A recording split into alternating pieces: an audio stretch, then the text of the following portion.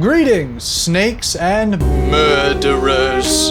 I'm Kevin, and this is 11 Elden Things in Mount Gelmir and Volcano Manor. There's plenty of things to get here, and because my name is Kevin, I can task you with executing 11 of them. Anyone else who does this idea will be sacrificed to the volcano. Before I get to the locations, I'll brief you on what info I'll be discussing, as well as providing a map-only option for those who want a more blind experience, so stick around, spoiler-free gang. Here's the general guidelines. Heavy spoilers will be avoided as always, but for those who want even less information, you can go to this time, or click the map-only timestamp in the description. You have 10 seconds starting now to skip ahead if you want. Feel free to explore the map there, but for everyone else, let's get to the list. Here is your area checklist. Before I get to any specific information, I will stress my grievances with this bottom area of the map being part of Mount Gelmir. This area's coloration is the same as the Altus Plateau, but it's technically part of Mount Gelmir. It makes me upset, but just realize that this area is up for debate. In the Mount Gelmir region, there is one ruin, one Erd tree, 2 catacombs, which this catacomb here has a glovewort bell bearing, 2 caves, and 1 fort. With that covered, let's move to the list. The first thing on our list is located here to the far west in the lava pool. If you've encountered them previously and moved their questline along, you'll be able to find Alexander the Pot Warrior at this location. In order for you to have met him here, you would have had to encounter him likely at Redmane Castle prior, which I've discussed in that video, and helped him using an oil pot at this location, which I partially discuss in my Sophia River video. Once freed, he'll move to this location in the lava pool, where he will reward you with the pot helmet. Probably my favorite helmet in the game. Moving on. Spot 2 is located eastward in the Hermit Village. In this desolate village, you'll be able to find the Eridus Glintstone Crown, Errant Sorcerer Set, a Memory Stone, and most importantly, the Your Beautiful Pate. If you don't know what a pate is, it is basically a special whistle your character can use that'll play certain sound effects. This will be very important for a different NPC's quest further down the line, so make sure you grab this item. It's also nice to hear a compliment every once in a while. You're beautiful. Spot 3 is located just north of the Hermit Village. Here you will find Azur. Azur is an NPC who is related to the Sorcerer's Cellin questline. Talking with him will allow you to get the Comet Azur spell, one of the strongest spells in the game, but also allow you to activate a large portion of Sorcerer's Cellin's questline. By this point, using all of my other videos, you will be able to complete all of Sorcerer's Cellin's questline. However, it is sort of pieced together in separate videos, so I will briefly discuss what you should be doing from this point. After you've talked to Azur, you should head to Sorcerer's Cellin, which will show interest in you finding another NPC hidden somewhere in Caelid. I discuss where to find them in this Caelid video. Going there will allow you to get another spell, and returning to Cellin will allow her to move her quest forward. If you'd like me to go into more detail and provide a quick video of Sorcerer's Cellin's questline specifically, let me know if that's something you're all interested in. The fourth thing I'm going to be covering is the Gelmir Hero's Grave. I will not guide you to the specifics of this dungeon catacomb, however I will give you a couple of hints. This dungeon has more parkour than it may seem, and don't be afraid to walk through lava. It does cause damage and you will have to heal as you progress, but you will be able to get some items by following certain paths. In the catacomb, you will be able to get the Gelmir Knight set, Bloodhound Knight set, Mantis Blade, Bloodhound Knight Spirit Summon, and the Ringed Finger weapon. Which, by the way, look at this thing. I have to touch you!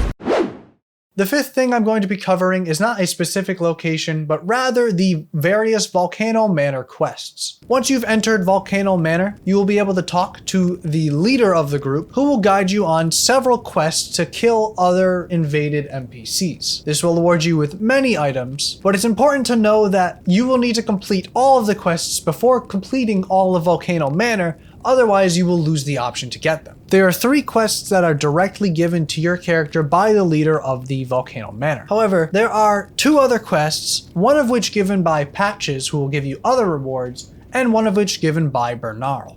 Make sure to check on the NPCs in the Volcano Manor in between completed quests, mainly with the NPC Raya. This will be important later. Now that we've gotten that, let's move into the manor itself. The sixth thing we're going to be covering is the secret passage that goes directly into Volcano Manor. You likely figured out that you could enter the manor itself by hitting this illusionary wall here, but I thought I would quickly cover this back area. Here you'll be able to get the Perfumer Spirit Summon, Bloodhound Claws weapon, and I thought I would mention this secret door here. You've probably already heard about this, but there is a special illusionary wall here, which after taking a large amount of damage, will open up. I don't really know why this is here. This might have been left here by mistake, but since I'm covering this area, I definitely had to include it.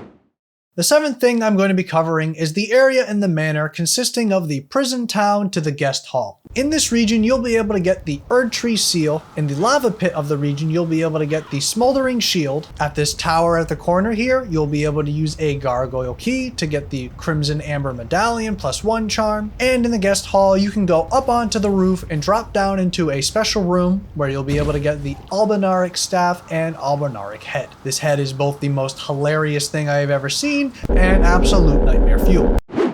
The eighth thing I'm going to be covering is this specific NPC, Raya. Through multiple times in your ventures in the area, you will be able to talk to Raya and she will have new dialogue for the player. There are multiple instances in which her quest will be moved forward in between Volcano Manor missions and later after venturing to the dungeon itself. Once you go into the church, you will be able to get the Serpent Ammonium item. Give this item to Raya and she will progress her questline further into the dungeon. Later you'll be able to find her here, coming off of this secret area near the lava pool, where she'll provide you with several options. I recommend you ignore her for now, and then come back to her later after you've defeated the main boss of the area. Then you'll be able to get the Dedeker's Woe charm. The ninth thing I'm going to be covering is what I like to call the abductor area of the Volcano Manor. Prior to coming to the manor itself, at the bottom of Lucaria Academy, you can encounter a Iron Maiden, which would transport you to an area within the Volcano Manor. You may be confused as how to get here without being abducted in Lucaria. Well, there actually is a path to get here. Traveling out from the church and towards this ledge, you'll be able to drop down. Where going along this path will bring you to the same place where you'll be dropped off regularly. At the end of the path, you'll be able to get the Inquisitor's Garandol weapon, and a path back to the Altus Plateau. I wonder if this is going to show up in any speedrunning tactics. The 10th thing I'm going to be covering is the last portion of the Volcano Manor. This bridge and room area will provide several items for the player to collect. Here you'll be able to get the Crimson Tear Scarab and Man Serpent Spirit Summon. Further beyond, you'll be able to find a Gargoyle Gate, which will take 2 keys. Pay attention for drop downs, where you'll be able to get a Seedbed Curse, which is an item for the Dung Eater questline, Ash of War Royal Knight Resolve, and the Dagger Talisman. The 11th and last thing I'm going to be covering is information regarding the NPC Tanith. Tanith is the leader of Volcano Manor, who has a questionable mental state. Once you've killed the main boss of the area, you'll be able to find her in the arena, where she will do basically nothing for the player. You can head to the Shaded Castle and find Patches, who will give an item that he wants you to give to her. However, I don't believe anything really comes from this. Funny thing about that Shaded Castle thing, literally the day I posted that video, there was a patch that made it so Patch's questline continued forward after that event, but I still don't believe that anything significant comes to Tanith. If you kill her, you'll be able to fight her knight, and you'll get some items from that, but aside from that, it's just something to bring to your attention. So that was 11 Elden Things in Mount Gelmir and Volcano Manor. It's me, Bosco from Deep Rock Galactic, here to tell you that Season 2 comes out on the 28th of April. Bosco, what Make the hell sure are you to doing? Wait. Get off! No. Get away from the mic! Please, stop. Get off! What are you doing? I'm so lonely. This video isn't even about Deep Rock. Please. No! No one even uses you when they play the game. But I'm cool, I promise. Oh yeah, it's real cool of you to let me die all the time. Maybe you have a skill issue. For those who skipped ahead, here's the map. No spoilers from this point on. If you have any areas you'd like me to cover sooner rather than later, let me know. If people are interested in that Sorcerer's Cellin questline video, let me know and I'll make that. If you have any other general feedback, let me know. As always, thanks for watching. Remember to feed Torrent, praise the ring, and I'll see you in the next one. Peace!